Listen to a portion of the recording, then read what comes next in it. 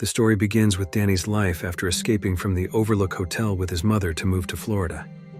Young Danny's life was always haunted by supernatural creatures that tortured him. Danny has a power that attracts these creatures, but on the other hand, Danny also has a ghost friend named Dick Halloran. Dick Halloran helps him trap these supernatural creatures in a box within his mind. Fast forward, young Danny has now grown up into a man who loves to drink, doing so because of life's stresses and as an attempt to hide his power. One day, Danny moves to a small town where he meets Billy Freeman, who becomes his friend and always helps him. Danny goes through counseling with Billy to stop drinking. Danny's situation improves, and he then gets a job at a hospital, where he utilizes his shine power.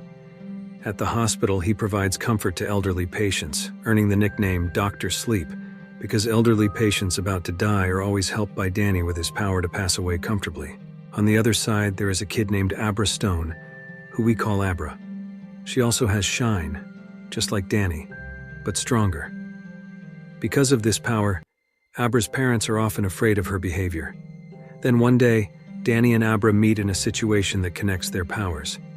They communicate using shine over long distances, but they do not know each other's true identities. Elsewhere, there is a cult of human predators known as the True Knot, consisting of several members. They are predators who survive off steam, a power produced by the pain of dying people who also have shine. The True Knot's goal is to live longer than ordinary humans. The group is led by a woman named Rose the Hat and her boyfriend, Crow Daddy. They recruit new members to make it easier for them to prey on humans. The new member is a teenage girl named Andy Snakebite, who has the ability to control human minds. Andy has been watched by Crow Daddy and Rose for a long time, until she is finally brought to the compound to partake in a ritual by drinking the steam of humans who also have shine. Eventually, the True Knot gains a new member who can control human minds. Their current goal is to find prey because only with the steam from humans who have shine can they live long. Fast forward 8 years, back to Abra and Danny, who have now grown up and their lives have improved. They both keep their powers secret from people, including Abra from her parents and Danny from his friend. They have been communicating for 8 years and have become good friends. However, one day, Abra's shine secret is discovered by the True Knot, the immortal human predators. At that time, the predators target a young boy they kidnapped after a baseball game. Rose the Hat, Crow Daddy, and other members start their ritual by tying up the boy and torturing him to extract his steam. The young boy groaned in pain, and the steam that came out of his mouth was inhaled by them. However, the boy's screams were heard by Abra, who was asleep, causing her to cry in fear and label Rose and her associates as murderers. Abra's scream was heard by Rose and the predators, and at the same time, Danny's chalkboard also shattered due to Abra's scream. The predators finished their feast, and the unfortunate boy died, releasing his last steam. Rose quickly informed Crow Daddy that they were being watched by a great power, which piqued Rose's interest in pursuing it. The next morning, Abra went to school while trying to find information about the missing child. She indeed found the identity of the boy killed by Rose. At night, she attempted to trace the location of the murder by looking at the photo of the deceased boy, obtaining the complete address of the murder scene. After that, Abra tried to enter Rose's mind using her powers. Rose, who was out shopping, was suddenly startled by Abra's presence in her mind and tried to transform into Abra. However, Abra's power flung Rose, causing her to fall. Rose spoke with Crow Daddy and their friends, expressing her desire to hunt Abra because of her great power and unlimited steam. The next day, Abra skipped school because she wanted to meet with Danny. In a park, Abra met with Danny and told him about the boy she saw the night before, who turned out to be the boy reported missing and had been killed by a group of people who consume human steam for immortality. Abra planned to search for the murderers by finding the boy's corpse. She also told Danny that she had successfully entered Rose's mind.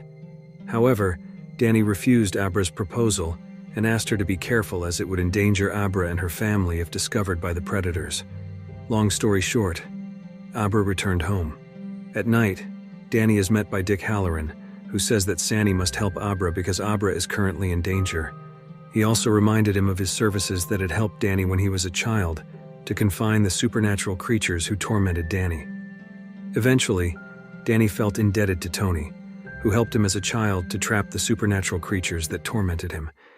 Danny accepted Tony's request to help Abra. Meanwhile, Rose planned to target Abra with the aim of exploiting her great shine to sustain her life.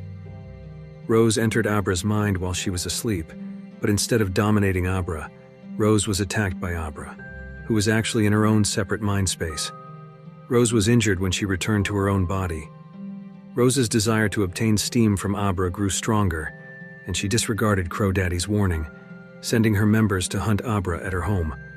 Abra informed Danny that she had successfully injured Rose. She also thought they could track the predator's location using a baseball glove similar to the one from the deceased boy. Eventually, Danny and his friend helped Abra go to the murder site to retrieve the glove from the boy's corpse and successfully located the scene of the murder. They immediately went to Abra's house with the glove. Upon arrival, they only met Abra's father because her mother was visiting her grandmother's house. Danny's arrival made Abra's father astonished and disbelieving of Danny's words, until Abra proved her powers to her father, making him realize that his child possessed unusual abilities. He then helped Danny, Billy, and Abra try to capture Rose by using Abra's astral projection as bait. Then Danny and Billy set off with Abra's astral projection, followed by the predators to a secluded forest. The predators were shocked as it was a trap. They were then shot by Danny and Billy from a distance, dying one by one, leaving only one named Andy. However, Danny was almost hypnotized by Andy, but was quickly awakened by Abra from her home. Unfortunately, Billy had to die by suicide due to Andy's hypnosis. Danny regretted the death of Billy, his good friend. From a distance, he tried to contact Abra, but suddenly Crow Daddy was already at Abra's house and had killed Abra's father, then took Abra away. Danny immediately sought Abra's location, but it was difficult to connect with her because she had been drugged by Crow Daddy to suppress her shine. Frightened, Danny returned home, where he was about to drink alcohol again. But with strong determination, he decided to communicate again with Abra. Eventually, he managed to enter Abra's body and spoke to Crow Daddy. Since Crow Daddy wasn't wearing a seatbelt, Danny, in Abra's body, swerved the car into a tree, causing Crow Daddy's death. Rose, knowing her boyfriend and team members were dead, decided to hunt Abra with her own hands. She quickly consumed a supply of human steam to heal her wounds and swore vengeance for the death of her team and boyfriend. In short, Danny decided to return to the Overlook, bringing Abra to defeat Rose because he believed, no matter how far Abra went, Rose would pursue her. The Overlook was a dangerous place for both of them, full of grim memories for Danny, where his father had once attacked his mother with an axe. Not only that, young Danny had been tormented by the supernatural creatures there. Upon arrival, Danny left Abra in the car, went inside, turned on the boiler, explored the building, and then reached a bar where he met the spirit of his father. It turned out Danny's father was the barkeeper at the Overlook Hotel, but even after death, his terrifying ghost remained. Meanwhile, Rose had also arrived at the hotel. Then Abra quickly went in, met Danny, and set up a mind trap to capture Rose.